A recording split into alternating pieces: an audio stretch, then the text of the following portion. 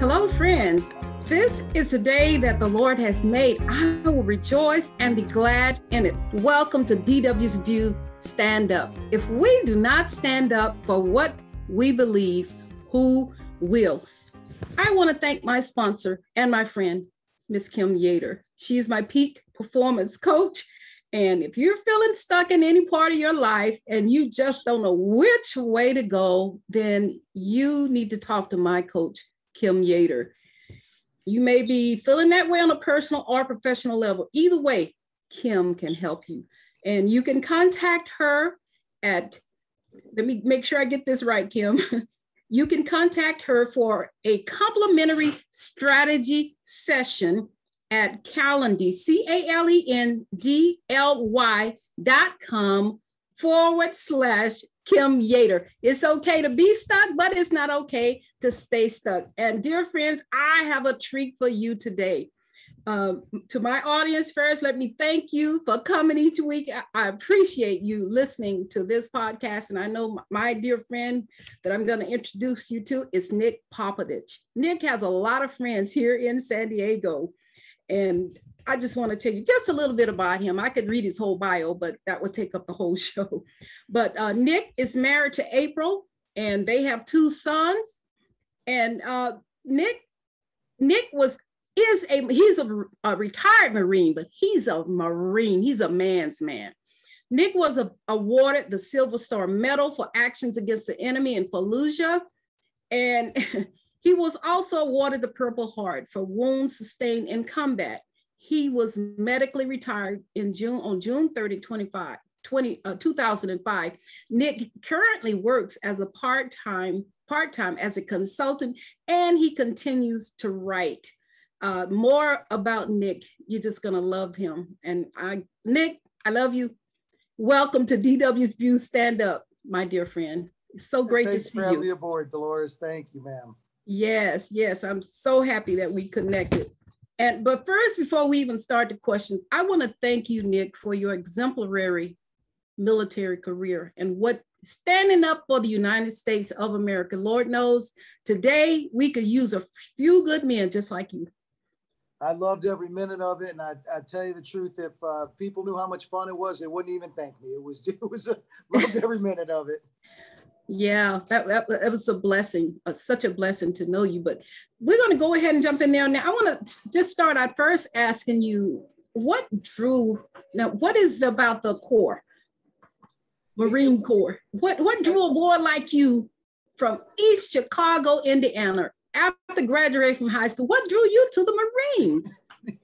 Well, you know me afterwards, and somebody like me who loves the Corps so much, I never even thought about the Marine Corps until a recruiter knocked on my door. I never even thought about it. I wanted to go to college after high school. You know, I wanted to be a physicist. You know, I'd studied, I was a science guy, and I just didn't have the money for college. And it was really funny recently. I had a friend of mine, because I was really complaining about people saying, oh, we're just all a bunch of poor kids who couldn't go to college.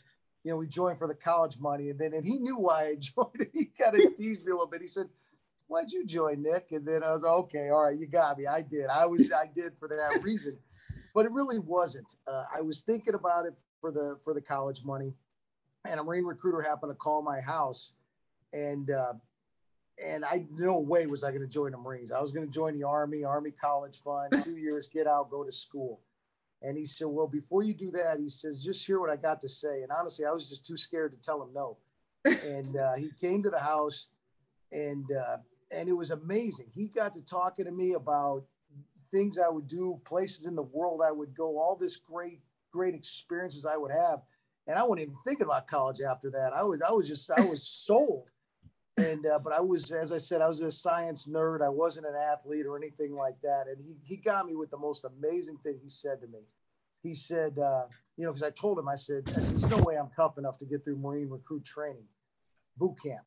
And he said, Nick, he said, if you don't quit on us, we will never quit on you. Wow. And he said that I was sold. That was it. That was the lock right there. And no truer statement was ever made. If you don't quit, it'll be painful, but they will get you through everything. And they've always delivered on that promise. Well, that's amazing. And the fact that you didn't even think about the military, I mean, and look how you turned out and what an asset you were. So you didn't know anything about the military in your home till they came knocking on your door. Till the recruiter came and talked to me. It wasn't a goal of mine or anything like that. And it's an amazing thing. Once I got to recruit training, once I got to boot camp and I seen those drill instructors, you know, and they're very scary and everything, but the way they were so committed to things. They would say to you the craziest stuff of just crazy dedication. And they would act like there was something wrong with you. You would feel like there was something wrong with you if you didn't feel the same way. And it was so amazing to see such just amazing commitment, devotion, dedication. And you just wanted to be like that. You wanted to believe so strongly in this thing that you felt the same way. And it always delivered for that for me. Every experience I had with it, the Corps always gave me way more than, you know, I always got way more back than I ever gave to it. It was an amazing experience. Yeah. You know, Nick, wonderful. Now, as we look at what's happening in the world today, do you see any similarities between what you went through? You fought in Iraq.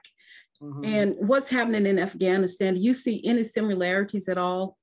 I do. And I was very blessed when we transitioned from, because I fought in the initial invasion of Iraq. Well, I fought in the one way back, and then I fought in the next one in the initial invasion. And after we toppled the regime, because that was the initial mission, then we transitioned into the counterinsurgency, into, you know, what many people would characterize as nation building. And I was very blessed, and I had a commanding officer who called us in, you know, before we deployed, and he explained it to all of us, exactly what we were doing there. So to me, it was always very clear of mission, was that he put the map out there. He showed where Iran is. He showed where Iraq, well, obviously Iraq borders it. He showed how Afghanistan is right next to it. And he said, if we build free democratic nations in these two nations, that terrorism does not grow in free democratic nations. And you find the exception to that in the world, it doesn't exist. Free democratic nations repel terrorism. That will stop that from happening. And not only that, it will isolate the nation of Iran, which was our biggest foe at the time. It probably still remains that way, to at least in the Middle East. And so it was very clear. I totally got it. That, you know, because people would always say, why are we building democracies over there? Well, really, we're safeguarding our nation by building a free democratic state in Iraq. Now with Afghanistan, there was a slight difference, it appeared. Because with Iraq, it always seemed very clear from the beginning that you would be able to build that democracy there with those people. They were a lot different from the Afghani people, whereas in Afghanistan, it was more of a stalemate. It wasn't so much to totally defeat the opposition as much as contain them. That appeared to be the major difference. But in both cases, the end goal is the same: to contain the terrorism to that state, build militaries there that are openly confronting it and fighting it there, so it can't train and export as freely as it was in the past. Oh my goodness. Now, you know, boy, this week, Nick, something went very, very wrong in Afghanistan. Now, I was listening this morning, it was saying that the Afghan military, or whatever they call themselves, are actually going through people's cell phones to see if they have a Bible app. And if they are Christians, they are killing people over there. Our people are in grave danger. Can you talk about that? Is it too late to rescue our people over in Afghanistan? I mean, I wouldn't want to be over there, I can tell you that. Now, with everything, it comes down to a will. It comes down to what is the will of our nation? What do we want to do? Because we can do anything. We could go back in there. We could knock the Taliban all the way back to the mountains. Because keep in mind, a lot of people are using the word failure, loss, things like that this week now in regarding that nation. Let's not forget, we have never, ever, ever lost one military battle to the Taliban, ever. They've never defeated us ever anywhere. So we can defeat them. We can knock them all the way back in the mountains. It's just a matter of, do we have the political will? And they know that about our nation. They know that's our weak point, is our political will. And especially if you look at Afghanistan, we've been through 4 presidents. We've been through 2 Republicans, 2 Democrats, and in that order, like Republican, Democrat, Republican, Democrat. So there's a lot of sway of political will where the mission got very convoluted. and very confusing even to the people fighting it as to what the end state was supposed to be. So they know that if they just ride it out, and that's another huge difference with the Middle Eastern fighter, the Middle Eastern citizen, the Middle Eastern people over there. They have a very, very different concept of time. That we want to win. We want to win now, or we want to leave. And if we want to leave, we want to leave now. We want it to happen now. We don't want to dilly dally. To them, 50 years of figuring out what's next, that's completely reasonable to them. So now, as far as the religious persecution over there, make no mistake, there's some evil people over there, and I guess that's what I really people may find this statement a little bizarre, but I actually loved being part of that over there, because nowhere else could you see the hand of God working as clearly as you see it there. You see evil confronted and defeated openly, and everywhere I would be, I felt that God had meant for me to be right here, right now, to do exactly what I was in a position to do. And so there are evil people over there, and evil things will happen if we don't confront it. And I think one of the more amazing things to me was I always saw the human rights side of this from being, at least on the Iraqi side. I always saw that there's a lot of people who just live there and they're just trying to live their lives. And there will be a human rights catastrophe were it not for us. And it's tragic that it's happening. It is a beautiful thing to see the American people waking up to that, oh my God, there was an amazing thing happening over there all these years, and nobody really noticed until now that it stopped happening. Yeah. And so it's beautiful to see the awakening here. With April, when we do tune into the news, I do kind of joke every time I see a reporter saying what's going on. I'm like, good morning, where the heck you been? That has been going on for 20 years. Where the heck have you guys been on your awareness of this? And but better late than never, and people are finally aware that when we go places, it's not like they're pushing in the college campuses, imperialism and this insanity that these liberal professors are preaching. It is, we are the good guys in these fights, and we are taking human rights. We are taking freedom to places where people would have never had that opportunity were we not there. Oh my goodness. Yeah. Well, I'm so glad you're shining a light on it. I wish we could splatter your voice all over the news everywhere so people would know. And I look at the people running the military now, they need to hear from you. They need to hear from Nick Popaditch. I'll let that one lie right there. And I would say that if there was a failure anywhere, it certainly was on the bureaucratic side of this. The troops on the ground, when I do tune into the news, I see nothing but veterans from over there, and they're all telling the same story of all the great things that were happening over there. And really the disconnect seems to happen once you start getting into Washington, D.C. And certainly once you start getting into that 4-star level, they do tend to take on a bureaucratic nature. So they do sound very, very similar. And I would say one other thing on that subject, with regard to the bureaucracies and what I would think of is in terms of the intelligence community and stuff like that. It was amazing over the years because I served from back, when I started out in the Marine Corps, the Soviets were the bad guys.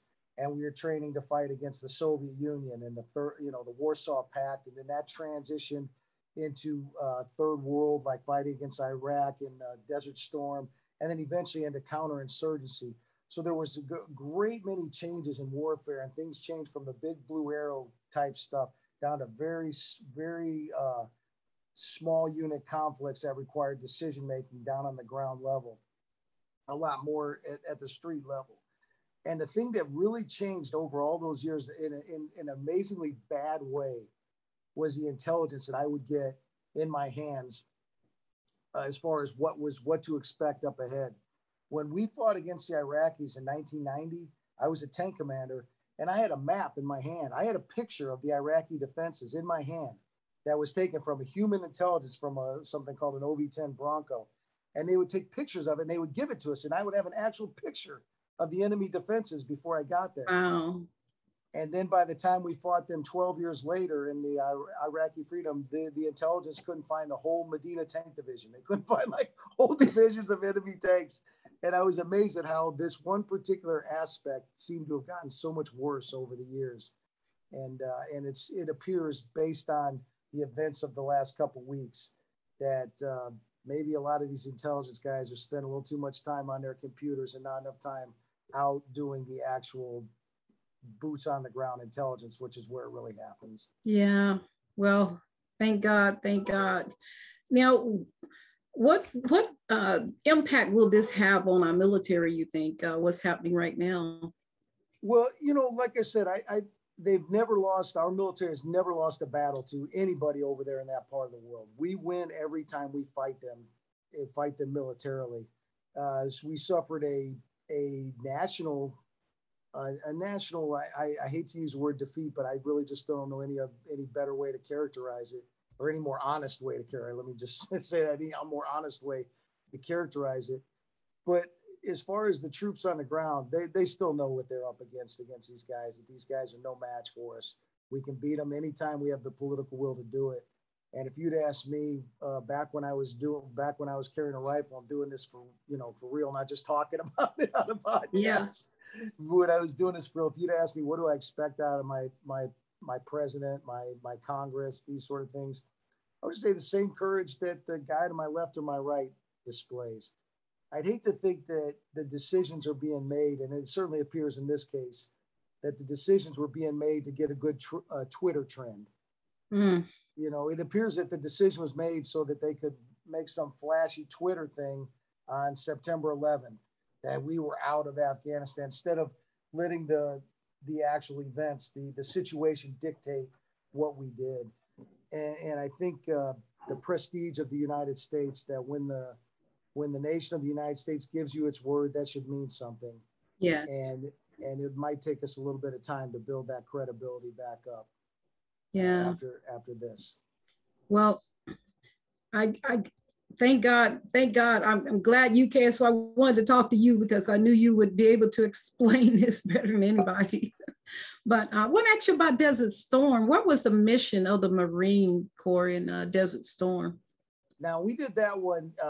The Iraqi army had occupied Kuwait. They had invaded their neighboring nation. We went in as part of the United Nations coalition, and our mission was to repel them out of Kuwait.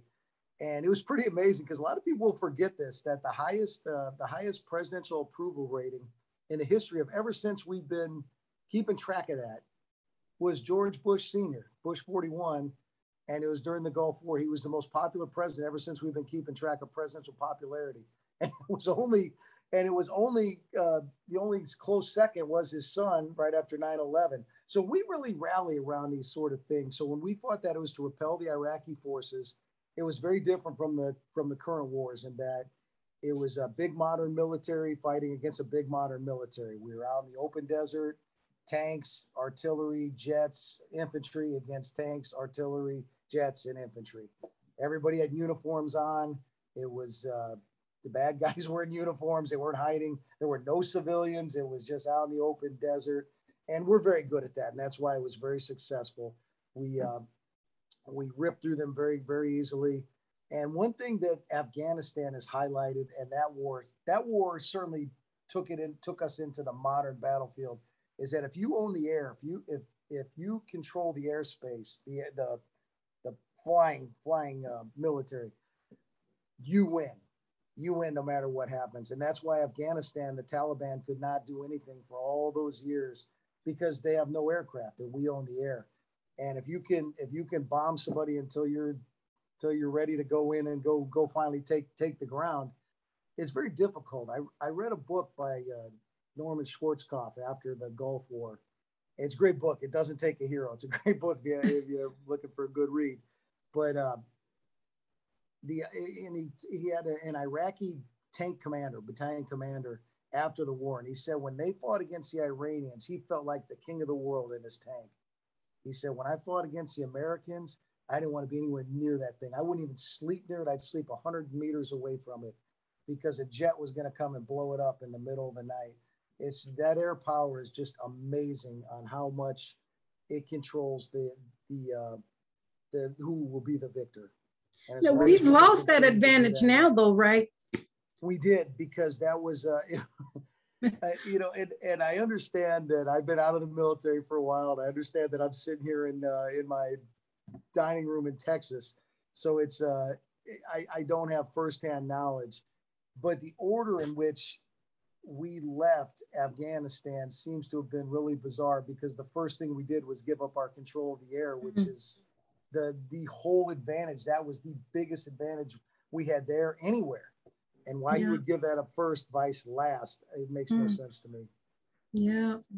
Yeah, that's my concern. And I'm not a military person. I said, well, with losing that advantage, that makes it very hard for our military, you know, to go in there and, you know. Well, in particular, very hard for the civilians, because the military left first. And I'll tell you, as a retired military man, and I guess the closest comparison I could have to that would be 9/11. When the original 9/11 happened, I mean, one of the just infuriating parts of that, when you're a military person, is you're supposed to be the one out there on the wall. You know, it shouldn't be civilians getting attacked. It should be you. You should be the buffer. You know, you should be where the rubber meets the road. If somebody's going to attack our nation, it should be you who's fighting that, not some people just going to work that day. And if you look at Afghanistan, the civilians were left there after the military left, and that had to be very infuriating to the military folks who were given those orders. Oh yeah, I mean, look at all, you know, Nick, I was looking at all the equipment that was left behind. I see these Afghanis walking around. They're playing in those bumper cars. They're just in there. They just taken over the whole place, and they have all our weapons, our helicopters, tanks, all the billions of dollars. I mean, hello. Now when it should be infuriating as a taxpayer, because that is just a ridiculous waste of tax dollars. But from a military standpoint, don't worry about that, because the Taliban are very stone aged. Unless those vehicles came with mechanics, parts, people who actually know how to operate them, and more importantly, know how to maintain them, all that stuff's going to be broke in a week. Yeah. They won't know how to maintain it. You know what? But I've heard that they could sell that or give it to Russia or China, that they want to get their hands on those helicopters and all that equipment. And I thought about that as well, as far as the technology. Now, what I can speak to is tanks, because I was a tank guy. And when we sell tanks, because our tank is the best tank in the world, and we do sell it. We sell to a lot of nations. We sell to the Saudis. We sell to, I'm trying to think of a couple other places. We sell to a number of nations, but we don't sell them the good stuff. They get something that looks like ours. It kind of functions like ours, but like, for instance, with the tank, it doesn't have the Chobham armor, and that's top secret stuff, and only our tanks have that. So I would bet that the stuff that the Afghani military got was that sort of thing. It's anything that they were selling to the Afghani military. I would bet the Soviets already know what's in it. The Chinese already know what's in it.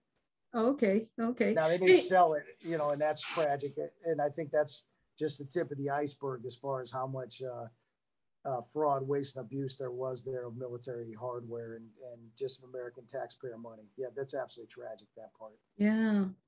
Wow. Hey, Nick, what memory stands out most about serving in Iraq for you? One day, before we fought the Battle of Fallujah, I was out on my tank, and this was just before we knew there was we knew there was probably going to be a big fight there, but before it turned into that part, when we were still trying to support the local government, support the local police force, and help them gain control of that city. There was one day I was just out on my tank, and a vehicle pulled up on my tank. You know, I was manning a position with some infantry and another tank, and a car pulled up on my position. A guy got out, he had a bodyguard, and I got down, I greeted him, and he told me he was the mayor of Fallujah, and he wanted to speak to my battalion commander. And I called the battalion commander, and he's on his way out there. And the other guy was his bodyguard. His bodyguard just got a pistol, and they're real nervous. And he's asking me how long before my battalion commander gets out there. And he told me, he says, because if it takes much longer, somebody's going to kill me out here. And I was so amazed. I just thought, what courage. you know, what faith he must have in my nation that we're not going to abandon him, that we're going to fight alongside of him. And I looked at that bodyguard, because you could really see that sort of stuff happening now, because they, you know, they go after their families. They go after, the enemy fights very dirty over there. That when these two guys try to stand up and make a better life for the future of their nation, the enemy will do things like attack their family when they're doing things and stuff like that. And it was just, it was one of the most amazing examples I've ever seen of freedom, of just liberty and the cost of it, and just being on the street right there. This was like, you know, that will be that nation's Paul Revere's and that nation's Patrick Henry's, and I've got the privilege of being on the street with them right here, right now, while they're fighting for that freedom, that freedom that was paid for 240 years ago for us. Yeah, but, you know, right there. And it was so inspiring to see it. I think that's one of my favorite moments of my entire service, was that moment. Wow, that is great. That is great. Now, you were awarded the most prestigious award given to military people in line with, you look at the Medal of Honor and the Military Cross, and you got the Silver Star Medal. And that's given to people who gallantly fight against the enemy of the United States. You know, why did you get that medal, Nick? I know the reason they give it, but why did you get it? I was very blessed that, you know, like people say, right place, right time. And it really was one of those things, right place, right time. I was in command of a tank section, 2 tanks. I just had 2 great crews with me. I had a great platoon of infantry with me. I had a lot of enemy out there who were very eager to fight with us. And it just was the right combination of events to where sometimes you just get put in a, you know, got to put you somewhere where you need to be. And he put me somewhere where I could do a lot of very, very effective things against the enemy. And it was, I'm very proud of it, actually. I'm very proud of our contributions in that part of the battle for Fallujah. But we devastated the enemy just in such a manner that, I mean, it wasn't long after that before they were begging for peace, because begging for a ceasefire, because it was very effective. And I don't think the enemy ever recovered from that initial push we did there. And, you know, it was just a great group of people around me. I just happened to be the guy in charge of it. So, you know, somebody had to be up front saying go, I guess. And, yeah, it was just, but it was a great set of circumstances, and just right place, right time. Oh, amen. Amen. Now, how was your transition from the Marine Corps to civilian life? Was that how hard or easy was that? How was the transition? I never did. I'm still a Marine. Oh, okay. Okay. You'll always be a Marine. I think that's the key to it. I tell people, I said, you know, people don't transition. You're like veterans. If I'm talking to veterans, I said, what do you want to transition into? When we picked you up from wherever you were, in my case, when they picked me up from that street in Indiana, they told me they were going to make me into something better. Why would I want to go back to what I was before? Oh, okay. I got you. and the beautiful part about it was when we transitioned in the 90s, we went into a lot of moral-based decision-making, because the Commandant of the Marine Corps in the mid-90s was this fellow named General Krulak. And he was very forward-thinking. He knew that the battles of the future were going to be fought in and amongst civilian populations with a lot of small-level decisions. If you look at like the war in Iraq, decisions made by a squad leader in Haditha had more effect on the war effort than decisions made by generals. So he knew that you had this commandant we had that knew that you had to push moral-based decision-making down to the lowest level. We had to teach it right from boot camp on: courage, honor, commitment. Make them we train those things as much as we train bayonet combat, so that individuals know how to solve the moral dilemma, because you can't train for every possible contingency that's going to happen in a counterinsurgency. You just have to give your warfighters good moral-based decision-making ability. So we would teach courage, honor, commitment. And it was so fun when I got to be a drill instructor and got to teach that.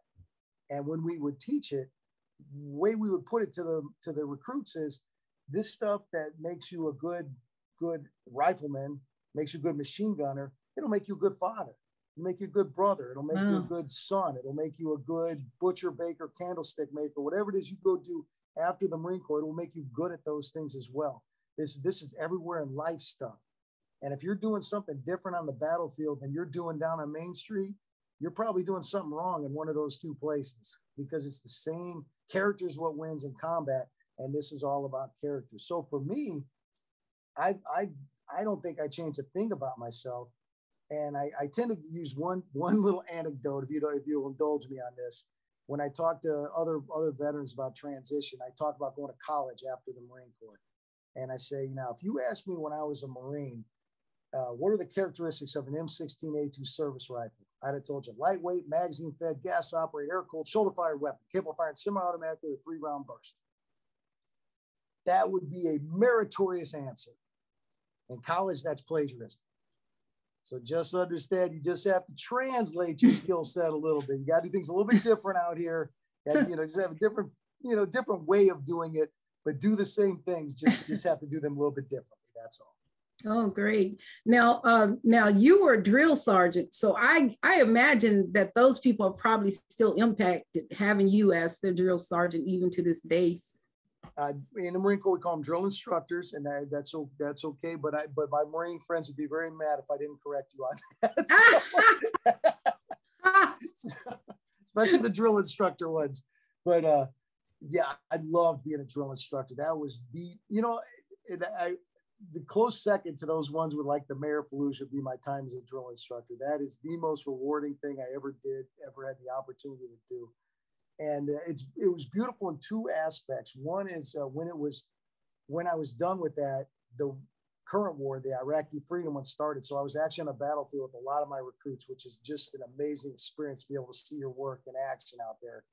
And then the second part of that is now in the afterlife, because of Facebook, your recruits, guys who you train can look you up, and they can, and they'll contact you through Facebook. So I've had a couple opportunities to hang out with some of my old recruits and stuff like that. And especially recently, one of my recruits, he just retired about a year ago, and he contacted me, and I came to his retirement ceremony. And another one lives very close to me here in Texas. He contacted me. So yeah, I do hear from them a lot more than I probably expected to. Wow, that's great. Well, I know why, because you're a very infectious guy, and people, once they meet you, they just want to make sure they keep in contact with you. I can say that personally, just meeting you, and yeah. Thank you. That's very kind. Thank you. Yeah. You would think all the horrible things I did to those guys, they'd never want to see me again. Well, you made their life better. They might not have realized it then, but later they realized that yeah, absolutely. They get it then, even, maybe not immediately, but shortly thereafter. And one of the best drill instructors I worked with, he taught me that you got to be cruel to be kind. If you go easy on them, you're failing them. You're absolutely failing them. You're endangering their lives. You've got to just be vicious. And once I realized that, then it became very easy to do that, because I knew it was actually doing a kindness to him, and the best service I could do to my fellow Marine in that regard. Yeah. Now I'm going to jump down and first congratulate you on graduating from San Diego State as magna cum laude. And while you were in college, now you authored 2 books. Can you tell us about the books, and are they still being used by the military? I'm very proud of both of them. The first book was called Once a Marine. And so it's basically the story of when I was wounded in action, the story of how I got from there to back on my feet and actually in college in the first place. It's kind of that, going through that military medical system. And back then, it wasn't quite challenged as much as it would be in the years to come. And so it was like any system, it had a lot of rust on it. And so it was failing in a few places, but not because the system was poorly designed. Just had some rust. It just needed get a little grease in there, get a little positive leadership, and get the bugs worked out of it. And that was very frustrating for April, my wife, because when it would fail, she would get angry, as rightfully she should. She's very protective. We're very protective of each other. And I would always try, and this would be so frustrating to her. I'd tell her, I said, but we've got to give the system a chance to fail first. You can't just go around the system, because if you do, you haven't fixed it for the person who's going to come behind you. You have to use the system. So if there's a problem in there, it's got to get exposed, fixed for the guy who's going to come behind you. And so the book Once a Marine is about that. It's about the Marine family. It's about just the core values of courage, honor, commitment, those sort of things. And yeah, I was very proud of it. And I got a call one day at my house, and a Marine sergeant asked if she could interview me about my book, Once a Marine. And I said, oh yeah, of course. I said, she worked for the base paper on Camp Pendleton. And I said, how did you hear about my book? And she said, it's on the Commandant's reading list, which is our professional reading list. And I said, really? I was so amazed. I didn't know that. And it's a recommended reading list for professional reading for Marines. And mine was on there for 4 years in a row. I'm so proud of that. And now in light of current events, where they put some of the CRT on there and stuff like that. Oh, maybe it wasn't the accomplishment I thought it was. Oh my goodness. Wow. Don't get me started on that CRT. I'm not even gonna... When I saw that on the news, and I don't know anybody personally who was exposed to that, but when I saw it on the news, I thought, how on earth were they going to do that in a Marine unit? Because I couldn't imagine anybody coming in there with that baloney and not getting just laughed out of the room. Like, are you kidding me? Look around this room. How on earth do you think any of that stuff applies to this room you're standing in right here? And yeah, I would just imagine just getting laughed out of any room they would ever try that in. So maybe it was hyped more by the media. I sure hope so. I'd hate to think that was actually happening. I hope you're right about that, Nick, because I mean, that we would just roll over and let anybody walk on us if that stuff catches on, you know? Yeah, and I would certainly think that following that, because that stuff was headlines just like a month ago, and not very long ago. Oh yeah. And then with some of the decisions that were made at the highest level in the past week, I would think that would be a nice little wake up call that you need to get your priorities in order. I would think that was kind of corrective in and of itself. I hope, Nick, I hope you're right, because I know President Trump tried to shut that stuff down once he found out that it was happening under his watch. He tried to shut that down before he left office. Now, I was long gone before President Trump became the commander-in-chief. I didn't serve under him, but one of the things I sure liked about him was that he was he was honest to a fault. Whatever his position was on something, you knew it. You knew what the heck he was going to do, what he believed was the right course of action. You knew it. There was no ambiguity. And I saw Joe Biden talking. He gave the speech about Afghanistan. And he said that I said when I ran for this office, and I thought, no, you didn't. You never came out of the basement. I don't think you said anything you were going to do. That's true. Unfortunately, that is true. You're telling the truth. So yeah, I think a little more honesty at every level. And I get, you don't want to tell the enemy what you're doing. Yeah. But the American people give you their sons and daughters to fight these things. You need to at least let them know what your end state is, what you're planning on doing. I mean, maybe not the X's and O's of how you're going to execute it, but like, for instance, when I would go around and talk to people would ask me about Iraq, and I'd tell them about why the nation building. You know, they would use the term nation building, but I would explain what the reasoning behind it was. And I always see like the light bulb go off, like, wow, how come nobody ever told us that? And I would get mad. I'd see exactly why the president of the United States wouldn't tell the American people, this is what we're doing. You know, because we're giving our sons and daughters, just tell them why you're doing it. Yeah. And I think, you know, that's all the more the American people expect. You know, we're behind you. Just tell us why, what you're doing. Yep. Well, I know one thing, the Taliban didn't mess with Donald Trump. They knew if he said, I'm going to blow you up, I'm going to blow you up. If you touch my American people, I'm going to take you down. They knew that.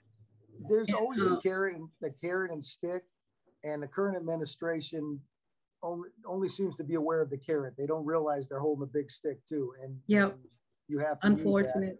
use that, because that's, I mean, honestly, right now they could do that if they had any credibility whatsoever. They could say, all those vehicles you're parading around, you better park them right outside that air base, because if you don't, here's what's going to happen.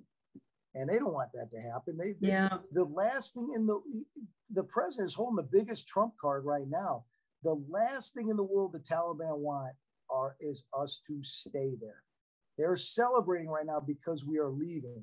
And if you give them any indication that that is going to stop, that we are going to reverse course and go back in there, and right now the American people would be very supportive of that. And unless they're fools, they would have to realize that. So the president has a big stick right now. If he would just threaten them in various ways, that you better open that road up into the airport. Yeah. If I see a checkpoint, guess what? I'm dropping a Marine division right there where that checkpoint is. I'll land them. I'll have them there tomorrow. You start talking, because you can talk to these people, but you got to be speaking their language. Yeah. And they understand that language, because the last thing they want is us to stay or start bringing people back in there. Well, Nick, you need to give them a call. Give them a call, Nick. I don't think they'd listen. You need to give them a call and tell them what to do. I don't think they'd listen. No, probably not. But they sure could use a good dose of Nick. Hey, Nick, now as someone who spent some time teaching, what concerns you about the education and indoctrination of our children today? Now, you spent some time in the classroom, so I definitely wanted you to talk about that. And is there anything you would change of what's happening? Yes. Content knowledge. When I went through teacher education, I went to be a history teacher, and I was amazed at how much I didn't know about history from the education I got. It was more about, I thought they would teach us in such depth that we would be able to analyze it with our classrooms and stuff like that, to be able to know intricate, and like in my case was US history, to know intricacies of it and things like that. And they really didn't spend much time at all teaching about the content knowledge. I had to go do a lot of that on my own, a lot of reading on my own to learn that sort of stuff. And they spent a lot of time focusing on teaching you how to entertain the children. And I thought that was just so darn wrong. Why don't you teach them how to learn, what you want them to learn? And they get all this classroom theory where they're really wrapped up on things like discovery learning, student-led learning, and things like that. And those are fine for certain things. But if you already know how to make fire, why do you make the students discover how to make fire? Just teach them. You already know how to make fire. We've already discovered this as a species, as a human species. One of the biggest advantages we have is the ability to collectively learn. Like when you learn something, Dolores, you could just teach me how to do it. Oh, okay, great. Yeah. And I could do the same for you. And that way, both of us don't have to discover this on our own, and we can learn twice as fast that way. But they get so sidetracked on that they get so caught up in how to entertain and how to do just so many things other than just teaching. And as a Marine, that's all we did. And any military person would tell you this is all we do in the military. We are constantly teaching each other. I do, we do, you do. There's methods that are just proven methods for how to teach things very fast and very effectively. And it really isn't this student-centered learning or this discovery learning. Those are kind of the slowest means of teaching material. And so there was so little focus on content knowledge and so much focus on entertaining and things like that. And another thing that amazed me was when I went to the multicultural education training, which is part of the educational package. And I saw this years back, because I went through this 10 years ago-ish. And it was already a problem then. Because the theory behind it is all students' backgrounds, experiences, beliefs are valued in the classroom and should be important in the classroom for a complete educational experience. Great, perfect, awesome. But the problem that many educators do is, rather than elevating everybody to here, they try to drag everybody down to here. And it's just so bad, especially with young adults and children. I couldn't disagree more with it. It just was so focused on everything other than teaching kids. Yeah, and the career and what they're teaching is horrible. Yeah, that I don't even want to get started on it. We'll be here an hour talking about that. But now you read one funny story from that. Sure. So I went to be a history teacher, but the job I ended up getting hired for was to be an algebra teacher. But I didn't have a math background. So I had to pass a praxis test, which is a state administered test that you have to pass in order to teach that at the secondary level, the high school level. And so I went down to San Diego State. They have a veterans house on there. If I'll find a tutor, I'll find a math major and a tutor, get me through the test. And I went in there, I said, looking for a math major. A guy came up, I introduced myself to him. And he said, I know who you are, Gunny. And I said, oh, you know, because I did like political things around town. I said, oh, where you know me from? He goes, I'm a Fox Company recruit. He was one of my recruits from recruit training. I said, oh, this is going to be a dream come true for you. You could yell at me. You could go nuts on me as long as I get through that test. And he got me through the test. Wow, that is great. That is great. Now, I know you ran for Congress, but and I'm so thankful I had the opportunity to meet you when you, and hopefully maybe one day you'll think about running for office in Texas. I don't know if that's something in your future or not. No, ma'am. No, not you done with that, huh? No, not because I'm done with that. I don't have a need to here. I have really good representation. Oh, okay. Yeah. If you remember when I ran in San Diego County, I was living in Chula Vista and I ran against Bob Filner. Yeah. History sure played out what a terrible guy that guy was. Yeah. He's now a convicted felon. And my representation was just terrible. Yeah. And by the time we finally moved out of Chula Vista, we sold our house there less than a year ago, like 6 months ago. And we've only been here about 6 months.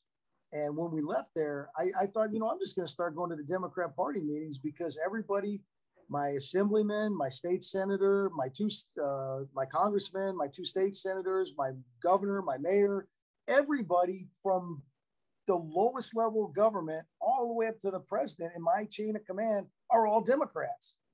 So I might as well start going to those meetings and saying, okay, well, you're going to listen to what I got to say because it's all you guys are my representation. You know, so that really shows what one party rule, how bad that can be. And out here in Texas, I have very good representation. So no need. Wonderful. That is great. Now, I have this concern about the veterans, and I know we're getting close to the end. Now, are veterans getting the help that they need with suicide and homelessness? That's such a big deal for me, Nick. Every time I hear about a veteran committing suicide, my heart just breaks. Sure. And I will say this, that now I don't claim to be a mental health expert of any sort, but I do think, you know, I served in a lot of combat. I was wounded, you know, in combat. So I certainly saw my share of loss in various ways. So I certainly think I have an informed opinion. And one thing I will say is the help is there.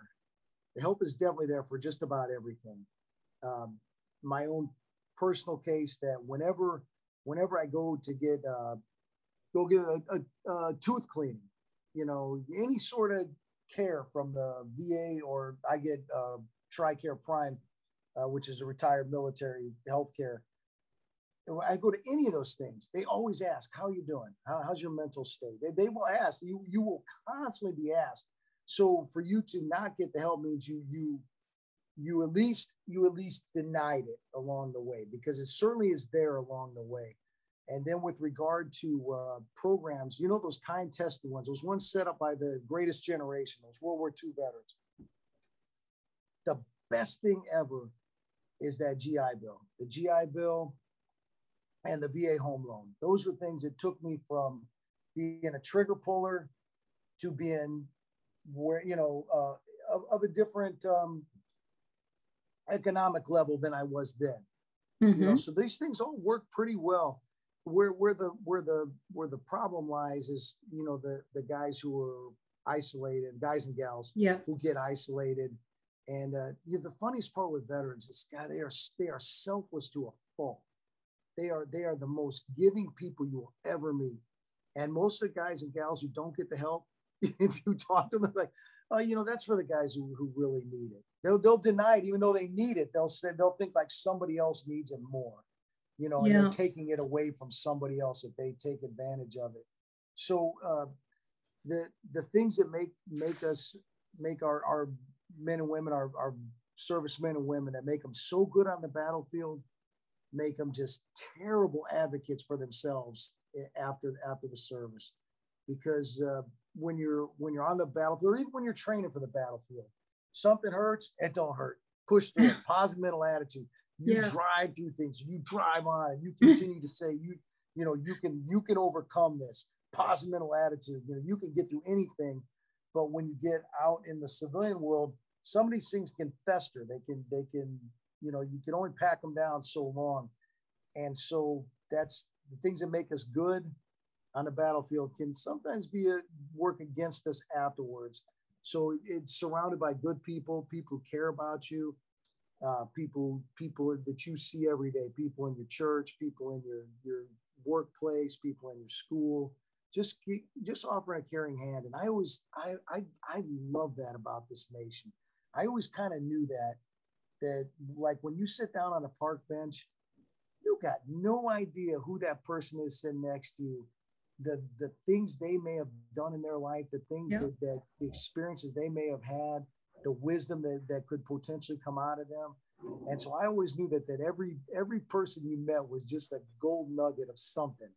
And if you just take the time to get to talk to them. And when we first moved to San Diego, we tried out a church down there right off of 6th Avenue, right when you're going onto the 5, right there, big, beautiful church right there. And the minister there, he said, one of the neatest things, and I always kind of filed that one away because I thought it was so neat. He said, "You've never met a mere mortal.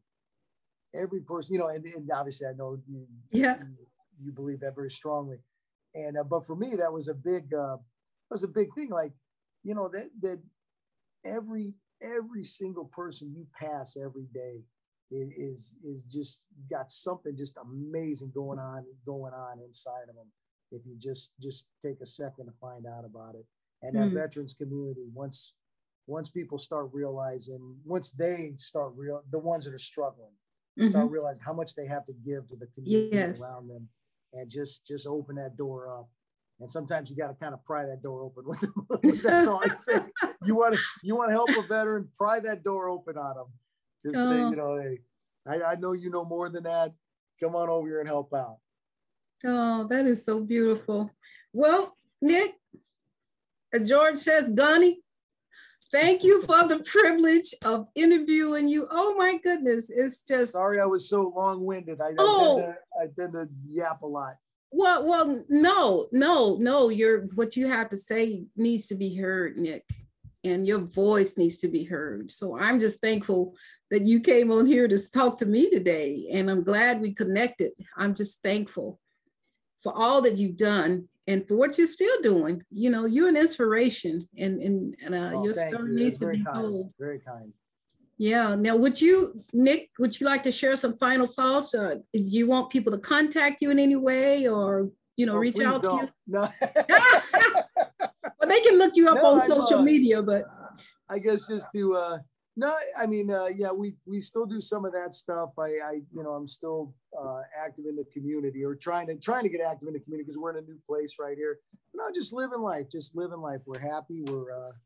We're pleased. We miss our San Diego family. I must say, you know, it's beautiful here, and it's a new adventure for us. Yeah. We miss the San Diego family, of course. I really enjoyed hearing your voice, and when you called and I saw my phone, I saw your name. I was like, oh wow, that was so neat. So yeah, I'm just doing well. April and I, we just celebrate our 30th anniversary. Wow, happy anniversary. Our boys are healthy. They're living good lives. Our youngest was recently married, so we have a new daughter-in-law in our family. Yeah. So we're very blessed. Very blessed. Oh yeah. Far better than I deserve. Oh, wonderful, wonderful. Well, anyway, we're gonna definitely. I hope we can share this with everybody. When you get it, make sure you share this podcast. Yes, ma'am. Share it with everybody, because we want them to hear from Nick. Yeah, yes, I want them to hear from you. I follow directions well. It's one of my strong points. Amen. And then I want to thank my audience for taking the time to watch and to listen to my podcast. Listen, I don't take it for granted. And every week, you know, don't forget to subscribe to my channel. So when the podcasts come out, you'll get them. You'll be notified. And also, if you want to sponsor my podcast, I'll take you as my sponsor. Would love to have you. And again, share this message with your friends and tell everybody about Nick Popaditch. They need to hear this message. And my challenge this week, as always, dear friends, is to stand up. Stand up for what's right. Guess what? Because you know what, Nick? If we don't stand up, who will? I agree. Amen.